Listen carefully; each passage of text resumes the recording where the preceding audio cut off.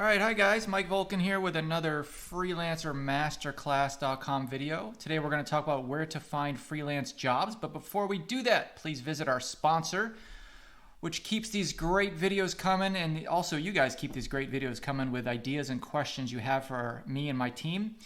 Check out Cover. This is my affiliate link here, but I would promote them even without the affiliate link. They're a great company. They offer paid time off, sick leave, 24/7 health service, and more like legal help and bookkeeping for independent contractors, freelancers like yourself. So go ahead and check them out at cover.ai and use this link. This will be in the YouTube description, by the way, if you want to check them out. Okay? So where do we find freelance jobs? Number one, there's two main reasons, but online number one and offline number two. Let's talk about the different ways you can find them online. Well, I listed out a lot of the top freelance job board sites that for people that are specifically, or companies that are specifically looking to hire freelance workers. There's Upwork, of course, is the big 800-pound gorilla in the space. They're publicly traded. They've got stock you can buy and everything. Guru, freelancer.com, Maypile, also called Maple. There's a new one on the market that's making good headway. Mechanical Turk for kind of like your admin style jobs, or your repetitive jobs. If you don't know what you want to do and you don't have any particular skills that you know of that could help a business like marketing or graphic design, check out Mechanical Turk. It's not going to make you rich, but it will keep money coming in if you want it. TopTal, their claim to fame is that they only hire the top 3% of freelancers, but honestly, I went through their application process, didn't really have to do very much of anything, and they said I was in. I don't know how they researched me or what, but application process didn't seem to, at the time, didn't seem too intense. Fiverr, which I don't recommend if you watched my videos before. I don't recommend you purchase anything on Fiverr. I find that I've purchased maybe 50 or 60 different gigs, and only 2 or 3 or something I would pay for again. The rest of it's just garbage. Plus, I don't like the way they treat sellers. Freelancer Map, People Per Hour, On-Site, iFreelance. These are all freelancing websites, and there's dozens more. These are just the top ones. And then I also listed some things like Craigslist. Yeah, you could actually get jobs on Craigslist. There's a services offered section or a gigs offered section.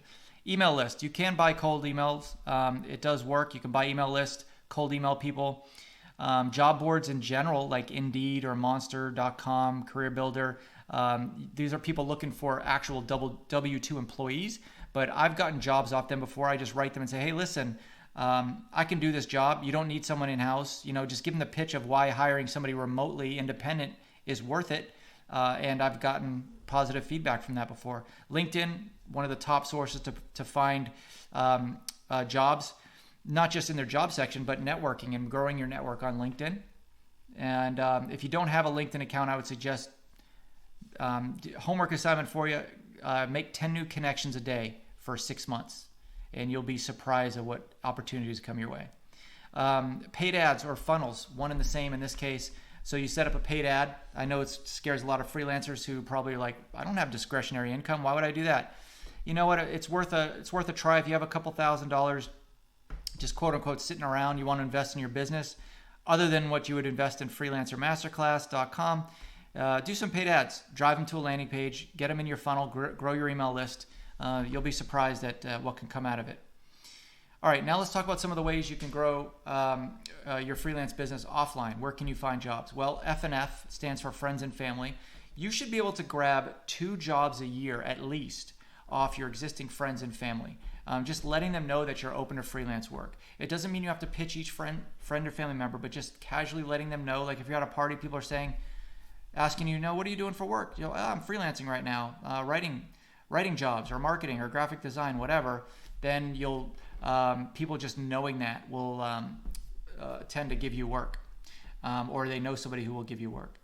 Existing and past clients, if you have an existing book of clients you're working with now, dropping your name saying you're available for some extra hours, either they'll give you more hours or they'll know somebody. Business owners tend to know each other. They're in a lot of networking groups together. More than likely, they'll know somebody who could use your services. And even past clients. A vast majority of my work now is from clients that I have worked with in the past. They're coming back around for another revamp of their marketing strategy, for example. So past clients is a great way to tap into resources. So whenever you have a client, you always want to add them to an email list and keep in touch with them at least once a month. Okay. Business networking events. I would check meetup.com. It's a place where business networking events are published, and see if there's any in your local area. Start shaking some hands. If you're not an introvert, even if you are an introvert, go outside of your comfort zone. Get down to those events. Just listen in. People start conversations with you. They're there because they're friendly and they want to meet with you. Speaking engagements. That's how I get a few gigs here and there. I get in front of an audience every now and then. I talk about my expertise, and then all of a sudden everybody wants to be your friend and hire you. Conferences as well. Even if you're not speaking at a conference, you can actually attend a conference and just sitting next to somebody, or overhearing a conversation, or sitting at a table at a breakaway lunch or something. There's lots of opportunities that will just arise just being at a conference. Okay. And direct mail. I do have freelancers that I know that get specific targeted mailing lists to a very specific niche. I'm in Sonoma County, so there are freelancers that I know that target wineries. So they get direct mail of they get mailing lists of wineries, and they mail them some information about their services. So that does work. So for all you freelancers who say that there's no jobs out there, I dare you to just pick 2 on this list, 2 of your favorite, and go after it and go get some work. All right. Be sure to check out cover.ai and go ahead and get some work out there. There's plenty of work out there to find as a freelancer. Good luck.